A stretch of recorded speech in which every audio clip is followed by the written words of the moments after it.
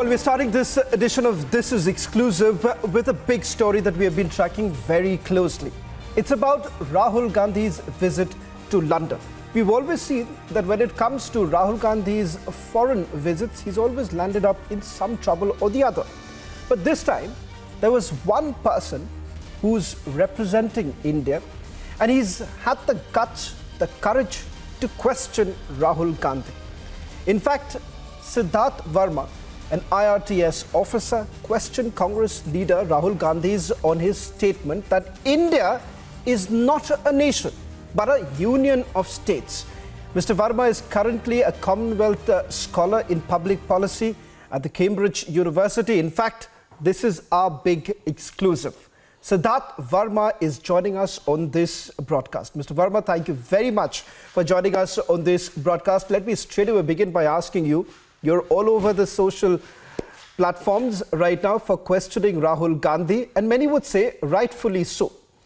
I want you to take our viewers through the details of this conversation that you've had with Rahul Gandhi. But before we do that, Mr. Varma, let's just play out a bit of the video that was put out by you so that our viewers can understand the context in which you've asked that question, and then we'll get into the details of it. We're extremely delighted to have you on our broadcast. Let's just take a look at this clip that was put out by Mr. Varma on Twitter.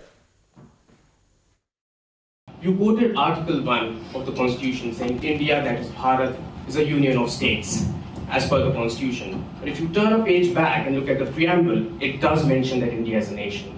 Bharat itself is one of the oldest surviving civilizations of the world. And the term finds its origin in the Vedas. So we have a really old civilization.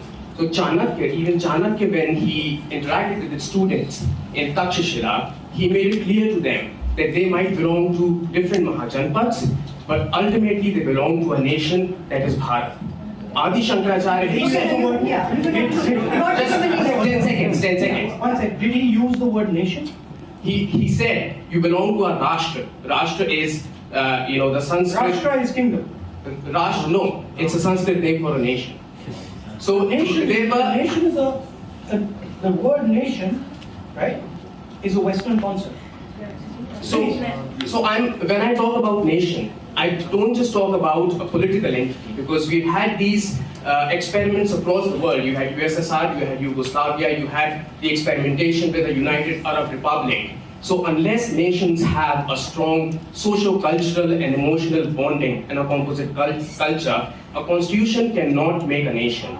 Nations make constitutions. My question is, don't you think as a political leader, your idea of India is not only flawed and incorrect, but also destructive because it attempts to whitewash a history of thousands of years? Joining us on this broadcast is Mr. Varma, the gentleman who's actually had the courage to take on this question to Mr. Rahul Gandhi. Mr. Varma, let me straight away begin by asking you, I see that while you were asking that question, there was a lot of commotion all around you, attempts that were basically made to disrupt your question. I want you to put this into context, because that entire video is still not been uploaded, so many people would not really understand what's the context behind you actually asking that question to Rahul Gandhi as far as nationhood is concerned. Thank you so much for having me. Namaskar to all the viewers of Republic.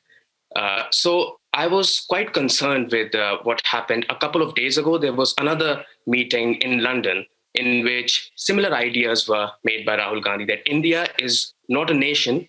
It is, a union of states, which was a result of negotiations between states. And so I was quite concerned about it. And he started this talk also with the same idea. So I questioned him on this and asked him, how are you saying that India is not a nation when we all know that Bharat itself, the term finds its origin, in the Mahabharata, the Vedas, you have the Vishnu Puran, and such a, long history of thousands of years in which we share similar cultural ethos, values, and a civilizational history. Now, during the time when I was making these comments, there was a lot of interruption. Some of it was from the interviewer, but there was also a lot of denial agitation, and people around me were getting quite irritated because they probably subscribe to a different kind of ideas, which feel that India is a political artificial kind of entity which was found 75 years ago, which I completely disagree with. And I'm sure most of Indians who have grown up here, who associate with the Bharatiya Sanskriti, do not believe in it. Prime Minister Modi has said this on many occasions, that India has a great cultural heritage and a civilizational history, and Indians need to be proud of it, need to know more about it, need to acknowledge it. And that's where the idea of Indian nation comes from. Mr. Verma, can I also take this one question about the context of this very question that you posed to Rahul Gandhi? And many would say that by making that statement, Rahul Gandhi is actually trying to wipe out the history behind this oldest civilization. Is that the real context why you actually asked that question to Rahul Gandhi? Yes, absolutely. Because when you go into this, Indian states are not states in the way, you have states in the United States. India is a really old civilization in which states have more than just a legal document which binds us together, right? So the constitution was, there was this one term which I used, that nations form constitutions. Constitutions don't make nations. And this is the crux of the whole argument. And there could be a lot of, sinister design behind this, to wipe out India's history, to wipe out our cultural ethos, and present a narrative which says that, all that was, horrible, that wasn't great. India was divided into a lot of kingdoms. There was no commonality. And the whole nation, the whole union of states was a result of the negotiations that happened after 1947. It's quite sinister. And I'm sure, people of India will reject such sort of narrative. Mr. Verma, I'll request you to stay on with us. Let's just once again play out that clip, because a lot of people on social media have actually seen this video. There's been a lot of traction, and simply because many relate to this question that you've asked Rahul Gandhi. So let's just play that out, and I'll also take a few more questions from you. You quoted Article 1 of the Constitution saying India, that is Bharat, is a union of states, as per the Constitution. But if you turn a page back and look at the preamble, it does mention that India is a nation. Bharat itself is one of the oldest surviving civilizations of the world. And the term finds its origin in the Vedas. So we have a really old civilization. So Chanakya, even Chanakya, when he interacted with his students in Takshashila, he made it clear to them that they might belong to different Mahajanpads, but ultimately they belong to a nation that is Bharat. Adi Shankaracharya, he said, just 10 seconds. One second. Did he use the word nation? He said, you belong to a Rashtra. Rashtra is, the Sanskrit. Rashtra is kingdom. Rashtra, no, it's a Sanskrit name for a nation. So Nation is the word nation, right, is a Western concept. So when I talk about nation, I don't just talk about a political entity, because we've had these experiments across the world. You had USSR, you had Yugoslavia, you had the experimentation with the United Arab Republic. So unless nations have a strong socio-cultural and emotional bonding and a composite culture, a constitution cannot make a nation. Nations make constitutions. My question is, don't you think as a political leader, your idea of India is not only flawed and incorrect, but also destructive, because it attempts to whitewash a history of thousands of years? No, actually, I don't think so. Mr. Varma, I would like to take a twofold question right now.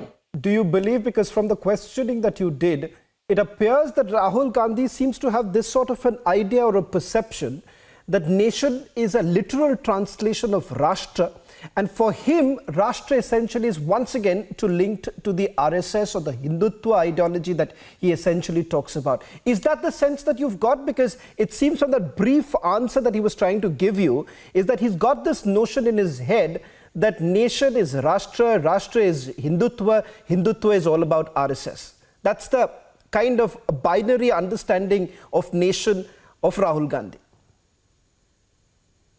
Well, I have noticed, not just with Rahul Gandhi, but in some parts of the academia, especially, abroad, there's this attempt to push a narrative and counter the narrative that India is a civilizational, country which has a long history of a dharmic civilization. Now, you can, of course, not deny that India has Hindu dharmic roots. And I think that the narrative which is being pushed to call India a political entity which was 75 years old is to counter this narrative and sort of whitewash this whole history we have had. And this history has Hindu dharmic roots, you cannot deny it. And those people who are in denial are sort of pushing this narrative. And not only is it historically incorrect, but it is, constitutionally incorrect as well. So it's really unfortunate that, this kind of divisive ideology and narrative is being peddled. One final question before I let you go, Mr. Varma, is that you're after all a civil servant. So let me ask you this question. Many civil servants are wary of taking up such hard positions, or for that matter, even questioning a political leader because they're bound by certain, civil services rules. Did that come across as some sort of an impediment, or you felt the need to raise this question, irrespective of the guidelines or the rules that bound you? You're after all a Commonwealth scholar, so it allows you to get into such academic discussions. But was there any point in time that you were a little apprehensive that after all he's a political leader, you're a civil servant, and asking that question in a public platform may have just attracted the kind of attention that it is right now? Well, I did have that idea, but I do believe fundamentally that this is not a political question. And, it does not go against any civil services rules. I am a civil servant, but I'm also an Indian. I'm an Indian citizen, and I'm also an ambassador of India. Every Indian abroad is an ambassador of the country. And if you peddle narratives which are anti-India, which are civilizational history of India, which are anti-Indian values, it is the duty of every citizen to come forth and express his or her point of view, because I still believe that the majority of Indians believe in their civilizational history, believe in their cultural ethos and values, which is why there's, most of the people who have reacted to this video have been quite supportive about this. And they say that they believe in this kind of, the real narrative of India, and not something which is peddled abroad by anyone. So yes, that thought did come to my mind, but ultimately we have to stand up to ideas which are harmful, because if we don't counter ideas at the point of conception, they have the probability of growing up into something big, and we don't really want that. India is a big nation, it's a strong nation based on a composite culture, and it shall remain. No person can change that narrative, and we must stand against it. Well, thank you very much, Mr. Siddhartha Verma, for putting this into perspective and also having the courage to ask this question. As you rightly pointed out, every Indian on foreign soil is, after all, an ambassador of this country. And perhaps today, many here in India would be thanking you for raising this question and putting it across to a larger audience, that it is high time, perhaps we need to put an end to the kind of false narrative that is spun in various countries, especially about India and its civilization. Thank you very much. It was a delight to speak to you.